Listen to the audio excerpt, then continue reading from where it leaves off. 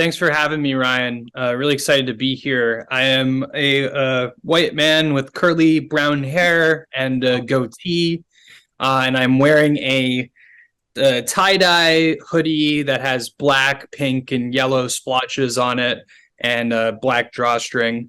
And I'm sitting on a mostly white couch or off-white with a white backdrop and a blue patterned pillow.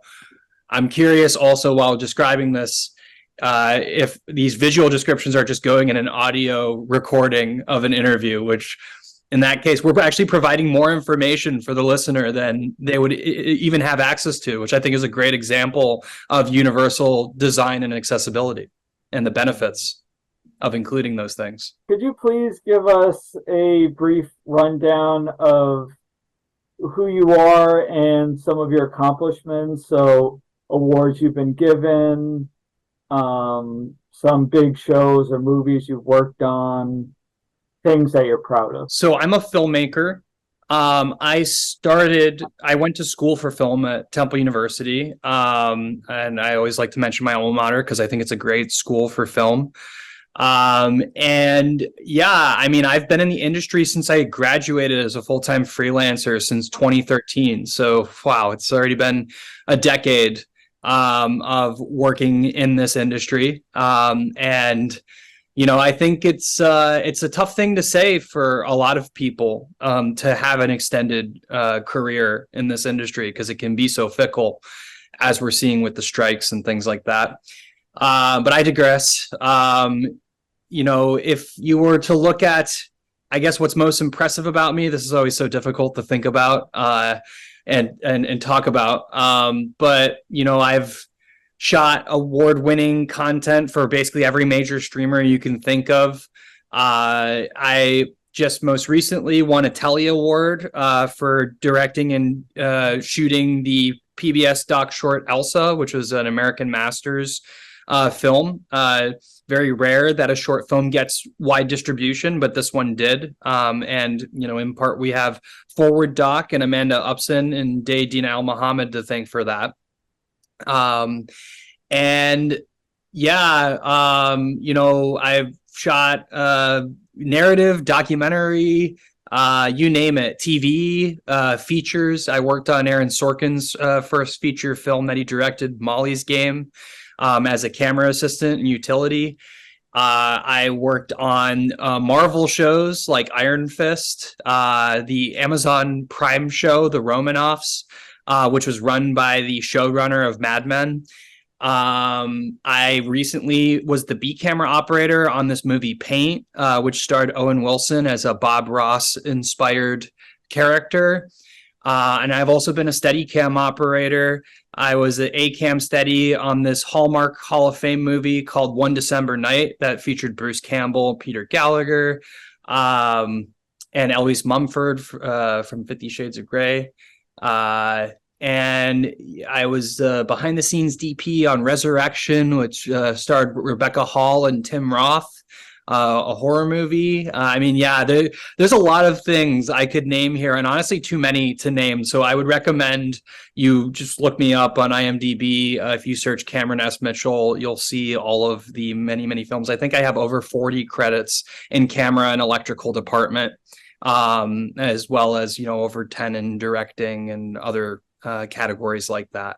But yeah, hopefully everyone's not asleep by now. You mentioned Forward Doc. For those unaware, what is Forward Doc? So Forward Doc is an organization of over 500 filmmakers, probably by the time I say this, over 600. But those are a very powerful 600 members. We count membership among that to be Troy Kotsur, the Oscar-winning actor of Coda, Jim Lebrecht, the director of Crip Camp. There's a lot of very influential and thought leaders in the disability film community that are a member of this organization, and it's an organization of disabled filmmakers. I think it's doc is in the name, it's documentary, but there are filmmakers that also are narrative. Obviously, Troy Kotsur, that's a narrative film, Coda. And yeah, I think we're all dedicated to kind of raising awareness around accessibility and disability representation in film. So a good amount of effort goes towards things like the accessibility scorecard, which is an initiative that they did in cooperation with the 1 in 4 Coalition, among other organizations, to basically create a ranking or rating system for film festivals. Whether to, so you could, if you go to a film festival, you fill out this card. And it's very well designed. You don't have to have any prior experience in accessibility or what that looks like. It kind of guides you through it, and it's a way of downloading the accessibility information of the thousands of film festivals around the world. So I always encourage people to fill out the accessibility scorecard for any film festival event that they may attend. And yeah, it's just a great organization, a great resource for filmmakers. Like I said before, my PBS doc short Elsa literally wouldn't have existed without it. Can you please tell us a little about your family and where you come from? Yeah, so I kind of where this all got started for me is my folks are professors of disability studies. So I had a very different looking childhood, I think, from a lot of people. The dinner table conversations were always very philosophically deep, and about disability, not just as an individual microcosm, like small level type thing, but a macro kind of theme or term that could be applied to entire cities or governments. So that's the type of world I came from. And, my parents are also filmmakers in addition to being professors. And my dad's a wheelchair user. He has a form of muscular dystrophy called spinal motor atrophy. I myself have non-apparent disabilities. I have a spinal cord injury, post-traumatic spondylosis. I'm neurodivergent, so I have ADHD and complications from sleep apnea, which can challenge my memory at times because I don't always have restful sleep. I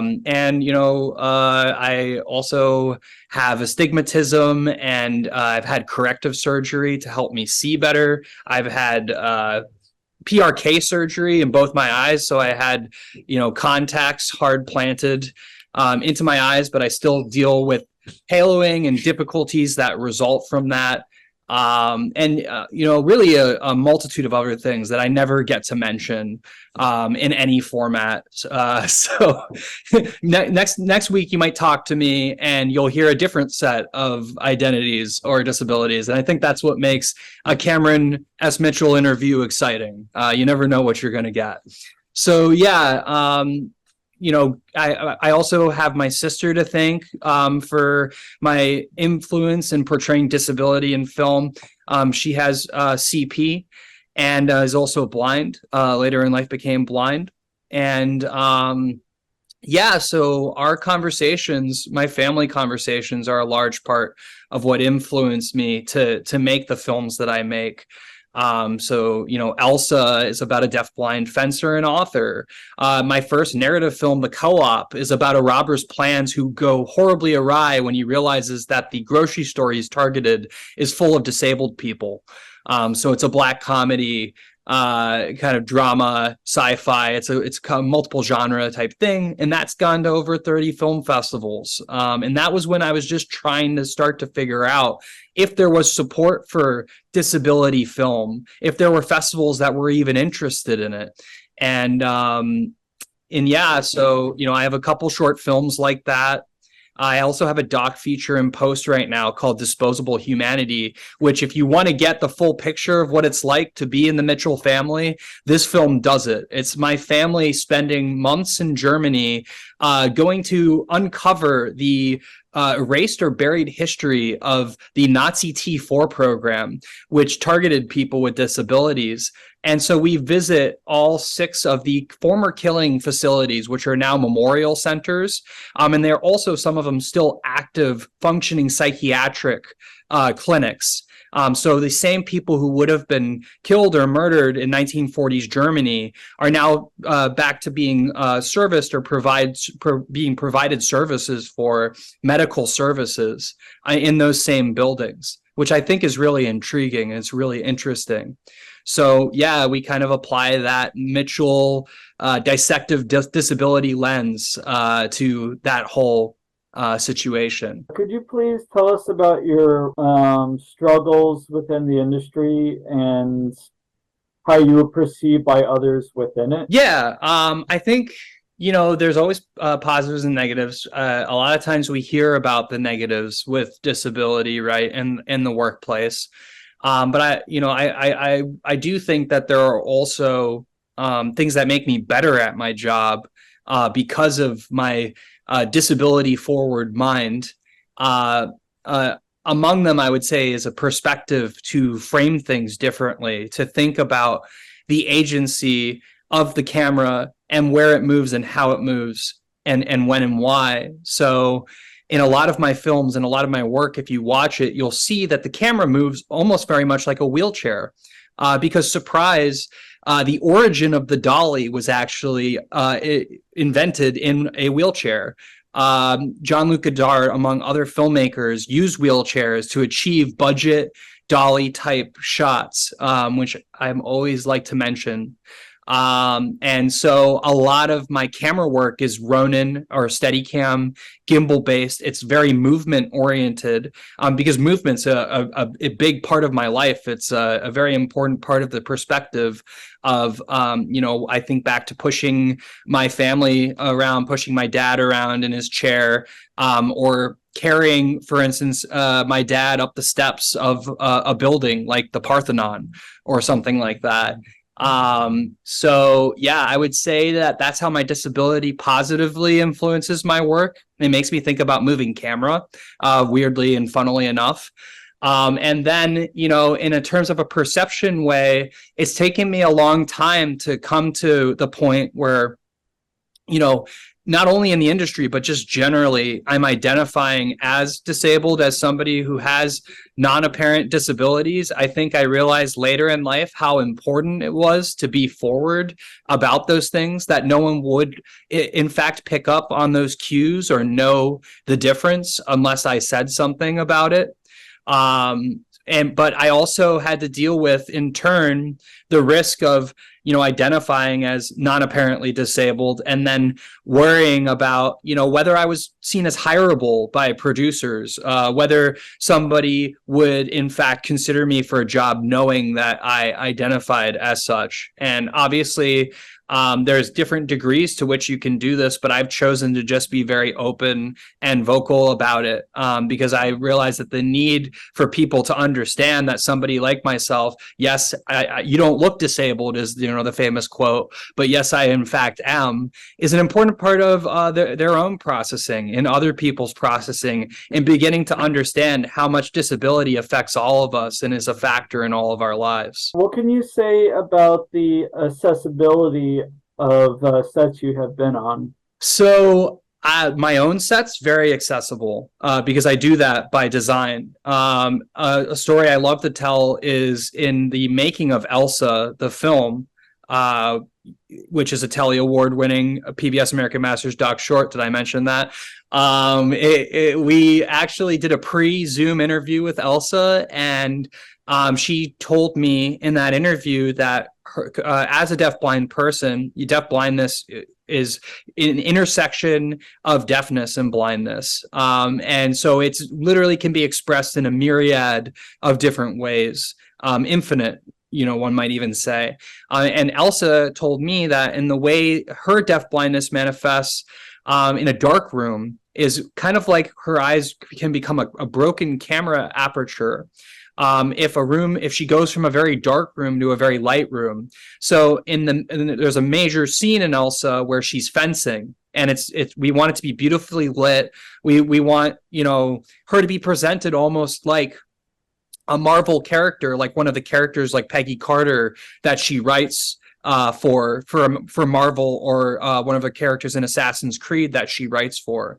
And so we uplit the walls in this beautiful red uplighting. And I have my gaffer, Mike Walker, also to thank for the implementation of this design. But it basically allowed us to have this hero lighting on Elsa, this beautiful white diffused lighting that falls off of her into darkness, and still have this red striking uplighting on the walls that enabled Elsa to see. So she was able to walk around in this space, a very dark feeling space, but a very dramatically lit space, and still be able to see. And I think that's just one example of the many, many ways that we can think about incorporating disability into production from pre to post production, because it's really not just a day of, oh shit, we have a disabled person in a wheelchair that shows up to set. What do we do? And more so including disabled people in the creative and decision-making process from day zero, so that we're able to adjust things. And that's obviously not as much my experience on, union sets, major Hollywood productions. Oftentimes they're in the most inaccessible locations one can imagine, with it not even accessible bathrooms, and they might be on the 10th floor of a 10-story walk-up in New York City. A lot of my work's on the East Coast. We work, merciless hours, 16+ hour days. And so for somebody with sleep apnea, you might be able to imagine how difficult it might be to pull off those days. And also, if you're telling me to get behind the wheel of a vehicle after that 16-hour day, that's a whole nother risk that I'm taking with my life, just so we don't spend a couple extra dollars on a turnaround, having appropriate, 12 on, 12 off, or as they say. Really, I think it should be 10 on, 14 off. So we actually in the film industry get time to spend with our families. But yeah, that's just kind of a glimpse into some of the many ways that can express itself. Have you ever been worried that being so vocal about having a disability might get you soft blackballed? Like people might think you're too difficult to work with? Yeah, I mean, but that's just like their problem, man. It's not my problem. If you want to think that, or you come away with this thinking that, it's your loss, really, because by deciding that, you're losing out on the unique perspective that I think I have to offer in my work and in the work I do for other productions. So, I think, after I did my third or fourth film about a disabled person, I think it just became obvious that this was something that was important to me in my own work. And in a way, that is what, pushed me to being more open. And, when I got into Q&As and interviews like this one, and I would speak, I would just realize it would kind of fall out of me that how important disability was to my perspective and my experience. So it's kind of like what you see is what you get. This is the whole enchilada, so to speak, or the whole picture. And I'm not going to exclude that anymore from who I am and the work that I do. Can you tell me about the Disability Film Challenge Easter Seals and your involvement in it? Yeah, so the Easter Seals Disability Film Challenge actually had a big part in getting me started, and kind of transitioning from a worker in the film industry who was showing up on other people's sets and helping to implement and make other people's visions possible, to somebody who had their own voice and was making things. I had all of these skills I had amassed from a decade plus career in film, and I thought about what I wasn't seeing on screen and what I would like to see.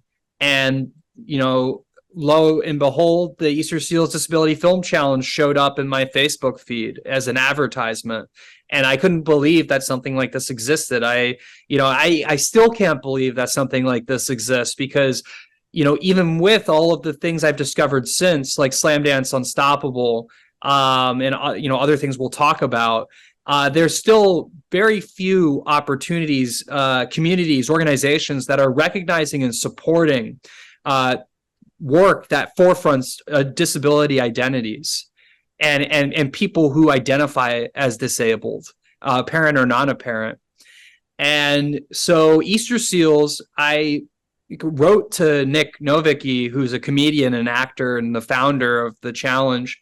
And he quickly got back to me, and I had an issue with one of the rules, which was that there could be no swearing in a disability film challenge film entry, and I took issue with that. And so Nick immediately got on the phone with me, and we talked until I think like 1 a.m. Like the night before the challenge, or several weeks before the challenge, actually.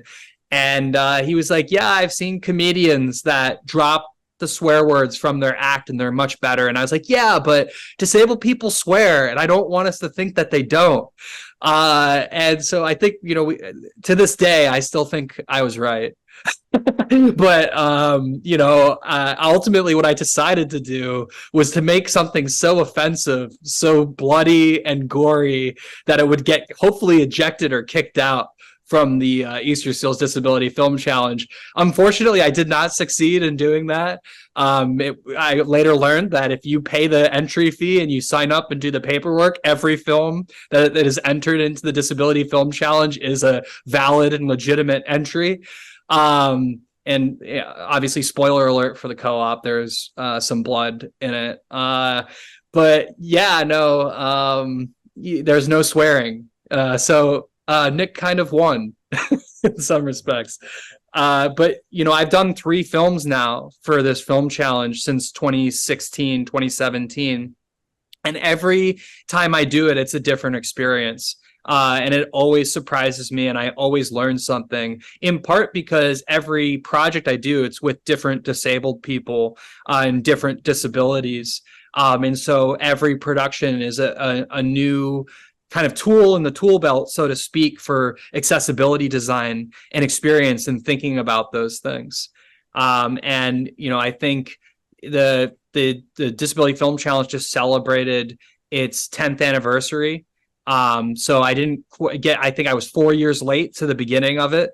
But it's just one of the best efforts I see out there. I think it is single-handedly responsible for a number of disability film entries in any given year. And without it, they wouldn't be possible, because people are not funding to the level that they should film projects about disability. And so to have a challenge that says everybody come together in a film challenge environment and atmosphere, and for 72 hours make a film that probably wouldn't otherwise get funding or see any kind of support, because there's no mainstream understanding of disability, or maybe there's an ignorance of it, something that we don't want to see.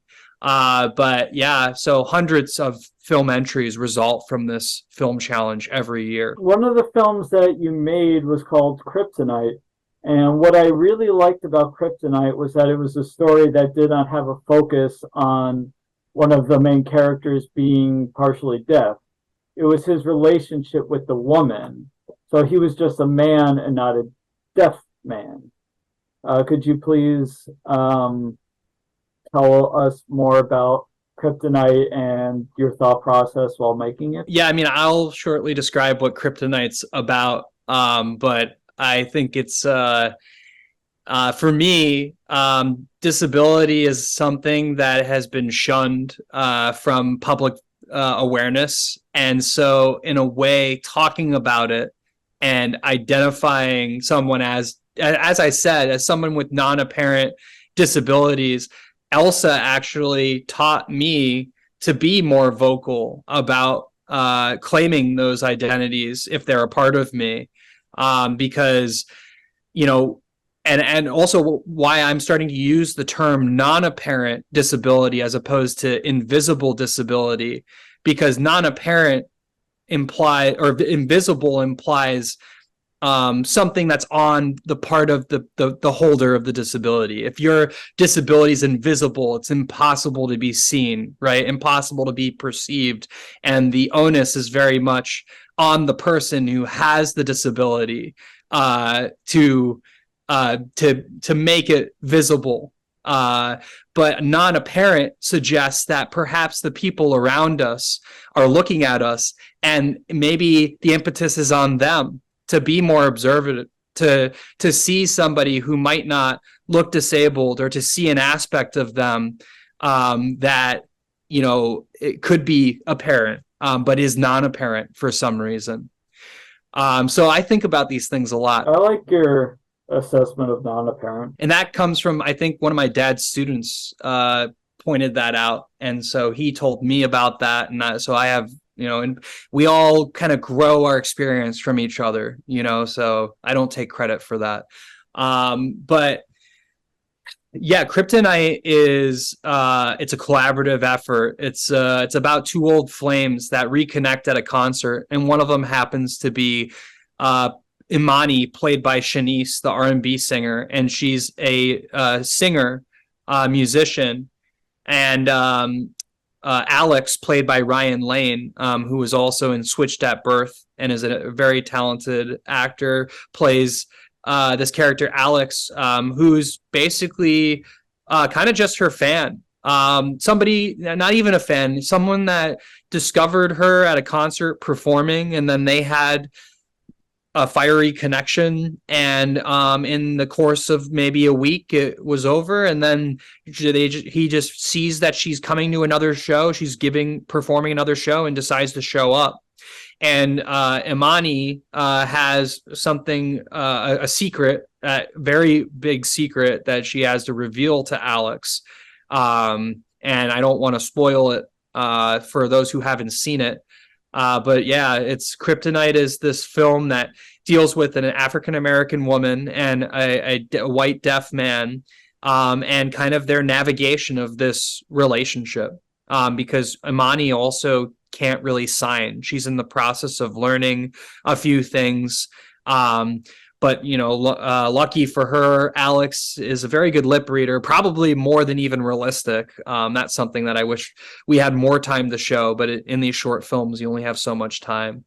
But yeah, we wanted to show this unlikely relationship and connection between these two people. Please shift our focus to your film on Elsa and what your vision was behind it, like going into it, and your history about how you got into the position to make the film, please. Sure. Real quick, just to cap it off on Kryptonite. The cool thing for me about Kryptonite is that it was my third entry into the Disability Film Challenge, and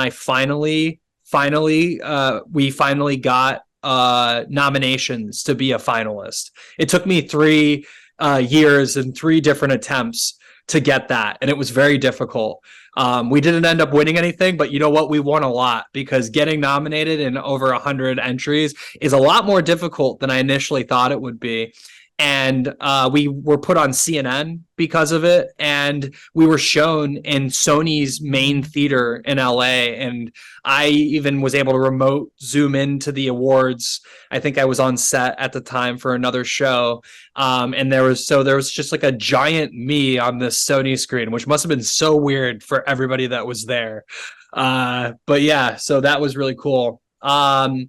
And we're actually about to release that onto the festival circuit. We have a new cut of it. So there is a version online, but there's an even more different version that will only be viewable at film festivals for, I guess, like the next year or so. But yeah, onto Elsa. So Elsa was a opportunity that was brought to me by some of the founders of Forward Doc, Amanda Upson and Daydina El Mohammed. And initially I was approached to be the cinematographer for the film. But it came to light that PBS had a very small window of 1 month for the turnaround of a featurette, a short film, companion piece to their documentary on Helen Keller. And so Day and Amanda actually had identified Elsa as the subject. And after talking a bit about it, and the logistics of making this tight turnaround work, and also a smaller budget, They actually made the call to allow me to direct this piece. And as the director DP, I was able to be a bit more nimble, which honestly, if you meet Elsa, was entirely necessary, because I was literally like heaving and heavy breathing to like keep up with her. There were points where I almost fell over myself while filming her. Very agile, that one. And there was actually even one point when we were in the main park in Seattle, in downtown Seattle, and I was walking backwards down the steps while filming her cane coming at the camera. I was trying to get the shot of her cane in the foreground, and I tripped and fell backwards with the camera on my shoulder and everything. And as I'm falling backwards, she reached her cane out, her blind cane, and I grabbed it. And so she saved me from basically killing myself on the stairs there in the park. So yeah, it was an interesting experience. It's definitely one that I would change any part of. And it was just so great to have an organization like PBS American Masters really understand the necessity of at least the idea of profiling a modern deaf-blind role model, because the only one that we've really had in the mainstream to this point has been Helen Keller. And yeah, I mean, pitching that, why that was interesting, it was a one-word pitch. It was basically, yeah, so she's an award-winning author and she's written for Marvel and Assassin's Creed, and they're like, oh, Marvel, well, what branch? Oh, I see, Cereal Box. Yeah, well, that sounds great. And so, yeah, they've always been supportive. And I think that few major studios and organized film media organizations out there are doing it quite like PBS American Masters. They really have forefronted disability as an agenda item and realize its importance in media. Because if we don't see representations that are holistically representative of disabled subjects, we're never going to actually get to know what actually being disabled in any facet is like. Because for so many years, we've been sold this kind of narrative prosthesis, for lack of a better word. That's my parents' actual word in Hollywood. And it's not a good or a bad thing, but it's an experience of disability from the outside. And so, no, it's no wonder why we've gotten films like $1 Million Baby, where the disabled people in them are like My Left Foot or The Sea Inside, where the disabled people in these films just constantly want to kill themselves. And it's like, can we get some other type of representation in film than a disabled person that doesn't want to live? It's almost like its own form of eugenics. It's like eugenics propaganda that we're all just experiencing and living in. There's also what some people have called disability porn, where it's like, oh, the blind man can now see, or oh, look how sad they are. You know, it's human interest pieces. Yeah.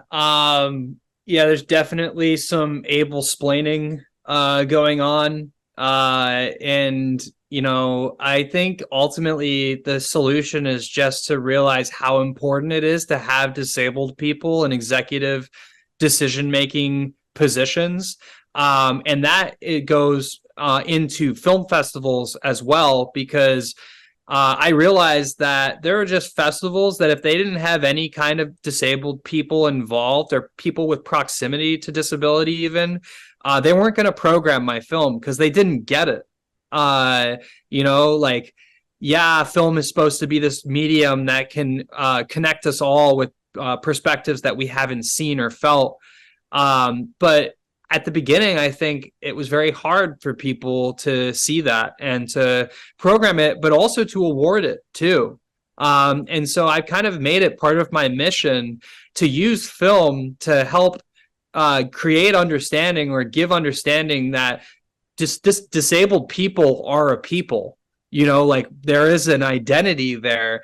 And, you know, through my documentary, Disposable Humanity, that film that's an event. There was a targeted event that targeted disabled people and said, because you are disabled, we no longer want you. We want to eliminate you. We want to sterilize you and then eventually murder you. And I think that's really important in developing, establishing, recognizing a shared disability history, that there are things that affect all of us. And it's because of our identity, this identity of disability. And so that's another reason why I would argue it's of really utmost importance to be forward in talking about disability. And because I don't think we have an understanding even of the persecution of disabled people. Even look at COVID now, how many disabled people have died during COVID, or have had to stay inside because nobody is respecting COVID protocols. The triage that occurred all around the world when COVID was first coming out. These are all lessons, of course, that one could learn if one studied the Nazi T4 program or even knew about it. But there's no real knowledge or awareness. So that's why I would argue that we need disabled people making projects that tell the story of disability in an interesting way, that can help us relate and understand it as a concept and as an identity, and to not keep resulting in this disability porn or this eugenics type self removal that is often put forward in films as the only two options, basically, for disabled people to exist in our society. With your Elsa film, I noticed that you and PBS made a video, like a separate upload, that has ASL, American Sign Language, audio description, and open captions on it, in order to be more accessible to the wider community. And for those who aren't quite aware of what I would mean with the American Sign Language, is they had a little box in the corner with someone doing the sign language. Could you please tell us more about that and the implementation behind it and why it's so important for accessibility options to be out there? Yeah, the most important thing is the money, the numbers. So Elsa, the adaptive version, had 4 times the views of the non-ASL version, we'll say. 40,000 views with no ad spend on this ASL version to 10,000 views initially for the non-ASL version. So there's a bit of a if you build it, they will come type analogy here to be used. And it is exactly the same kind of thinking that needs to be had at Sundance, where last year Marlee Matlin walked out of a screening of I believe it was Magazine Dreams, because the adaptive device she was using, the captioning did not work. And so these adaptive devices are highly malfunctioning, and there's a lot of issues. And if we, as Bong Joon-ho once said, could simply get over the 1-inch barrier that is subtitles or captioning, we would be exposed to entire vast worlds that we are initially cutting ourselves off from. So I think that applies also to the accessibility and adaptation that we used in this film. Just by building it, they came. And I think that says a lot. And I also, again, just want to thank PBS American Masters for recognizing the importance of having this accessible version. I, in fact, didn't have to push for it. They just said, yeah, we're going to have this version. And they even offered to take care of it. So they reached out to DPON, which was the organization that we used for the ASL capture. And they did also an extended audio description version of Elsa. So the actual doc short, I think, runs around 6 to 8 minutes. And there's an extended audio description version of Elsa where they take extra time to describe little details in frame, and they'll pause the image. And that one, I think, is almost 12 minutes in length. And it really adds an extra element, and all it takes is the thought to reach out to, there are many organizations like DPON, DPAN, that do this type of work. And I ask filmmakers a lot just to think about the extra audience that they're gaining even by captioning their film. And then also obviously with ASL, and then it also right now, honestly, it makes up for a lot of the slack that festivals aren't picking up, because really there should be ASL interpreters at all of these events. And so, but it would take somebody thinking, in their grant writing process, oh, we should budget a line item for ASL interpreters so we can have ASL interpretation at all of our screenings. It would take somebody thinking that.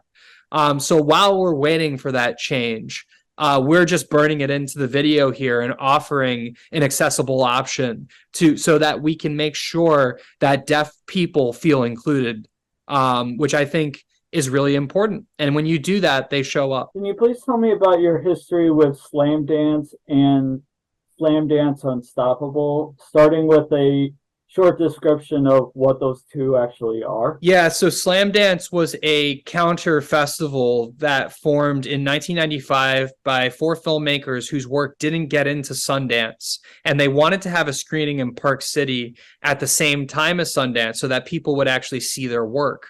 What they didn't know at the time is that Slam Dance's box office would actually go on to outgross Sundance in terms of the artists that it produced or that screened their work at Slam Dance. So Christopher Nolan's first film, Following, showed there. The Russo brothers' first film showed there. The directors of Avengers, Bong Joon-ho showed a film there, Chloe Wang. Just so many influential artists have screened at Slam Dance. And so when Juliette Romeo, an African-American woman who has sickle cell, approached Slam Dance and wrote a letter and said, you should really establish a program that is for disability, basically. It's for disabled filmmakers. Peter Baxter at the time was running Sundance or Slam Dance and said, this is a great idea. And so in 2020, they took this and ran with it and started their first Slam Dance Unstoppable program. And I was lucky enough to be a part of that first program with the co-op, my short film, The Co-op.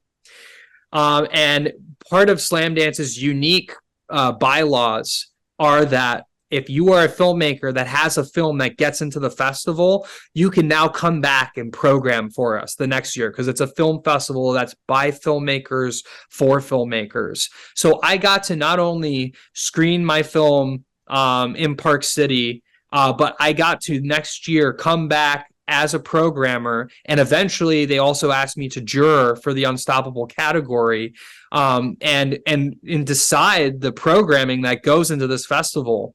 And it was really eye-opening for me to participate in that process because the curtain was kind of lifted behind the film festival process, and I got to see and understand how you really need somebody that's ready to die on a hill for your film in order for it to get in, because these festivals only have 100 slots if you're lucky, and that's if they run for multiple weeks. With programming. If it's a weekend festival, it might be 20 to 50 slots. And so that means that they have to curate and be very selective about what work actually gets in. So having an initiative like Slam Dance Unstoppable quite literally makes it possible for people to see disability film work, which I think is a really important idea to understand. And so, yeah, I got to program and juror for them. I got to program a great feature film called Straighten Up and Fly Right, among other films, and just getting to do that. And then to come back the next year as a filmmaker again and show Elsa there. And the first time I got in, it was a fully virtual festival. This time it was in person. And not only that, but this past year was the first time that they also incorporated Slam Dance Unstoppable films into their main Park City programming, and also got a partnership with a university that allowed them to show it on campus in Salt Lake City. And so there were just like so many firsts that happened this past year. And it really highlighted how you can make an inaccessible place like Park City feel more inclusive.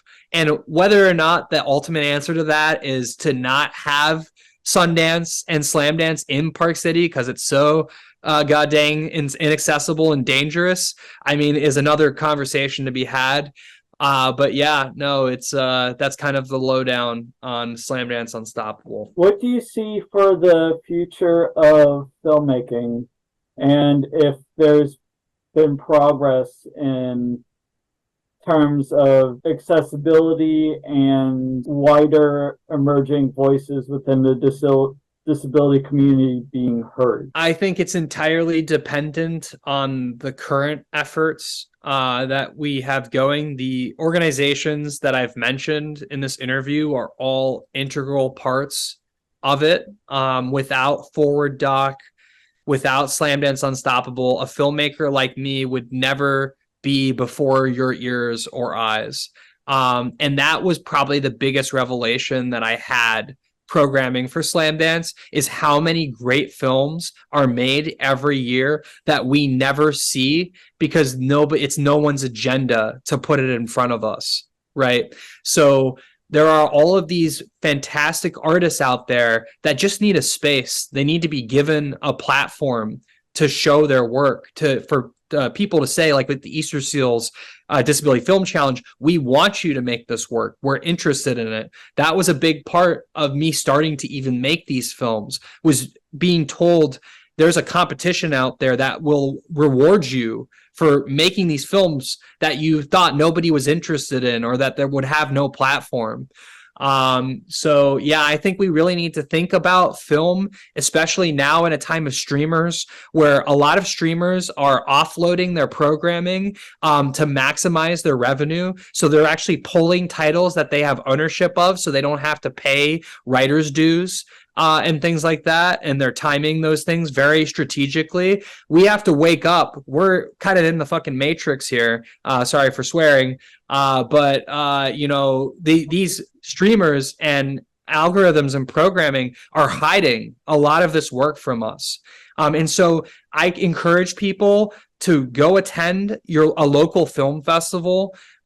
Go just resign yourself over to going in with no information. Go see some art. Go see some original creative art that is not tied by the executive heavyweights of Hollywood or some other corporate financing, and go see something that's really original, that's really made just by a passionate artist who wants to get their voice, what they have to say out.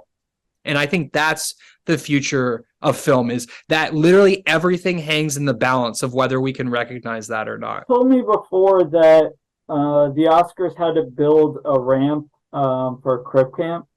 Could you please go over that story? Yeah, I mean, I wouldn't be the best person to recount this. You should get Jim Lebrecht on here. I think that would be a great interview. But, you know, my understanding of it is that the Oscars did not initially think that a ramp was necessary unless the film was actually an awardee. And it had to be pointed out to them that if somebody is nominated, or even, you know, not nominated, again, it's that if you build it, they will come analogy or methodology understanding, that you have to imply that there's the possibility that somebody with a disability will receive that award on stage. And again, not just showing up and saying, oh, okay, whatever happens, happens. Okay, now we have a person in a wheelchair that needs to accept an award. I guess we'll have them accept it off stage and to the left because we didn't think about accessibility. That planning is essential. And I actually had a similar experience to this recently with an event. I gave a talk about film festival strategy and distribution, thinking of film festivals like a theatrical release, basically, and helping filmmakers understanding how film festival strategy plays into releasing films. And, you know, there was no captioning, there was no ASL. And the event organizer kind of just told me, look, we don't run things like super planned around here. It's kind of just spur of the moment. And I made that same point of, hey, I totally get it. You can run things spur of the moment, but you're never going to get blind or deaf people to show up at your event or even entertain the possibility of it happening if you don't have captioning, some kind of audio description or ASL at your event.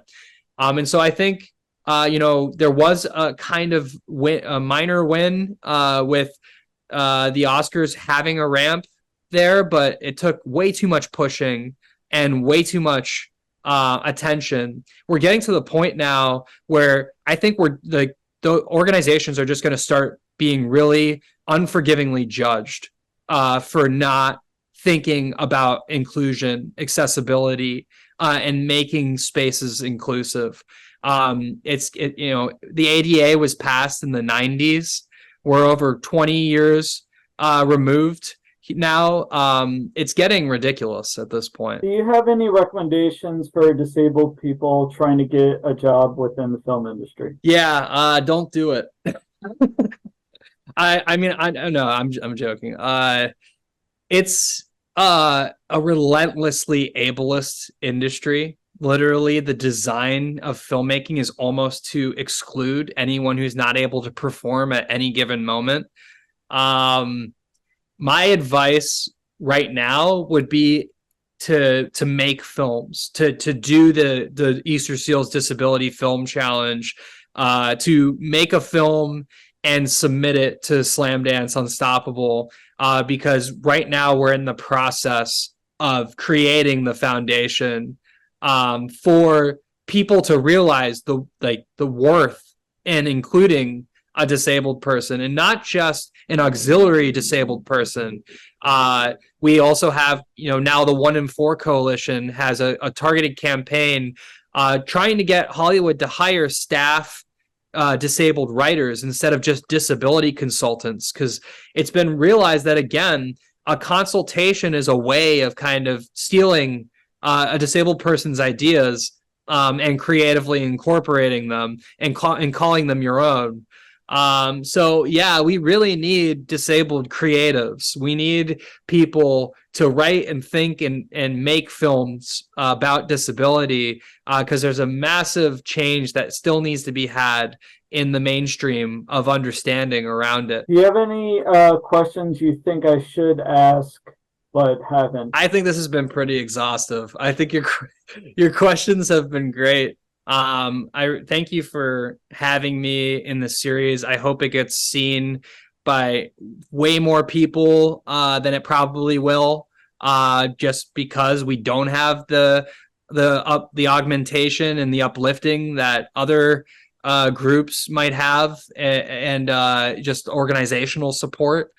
But yeah, no, thank you for doing a series like this, because literally every one, I can unfortunately count it on 2 hands how many series like this exist.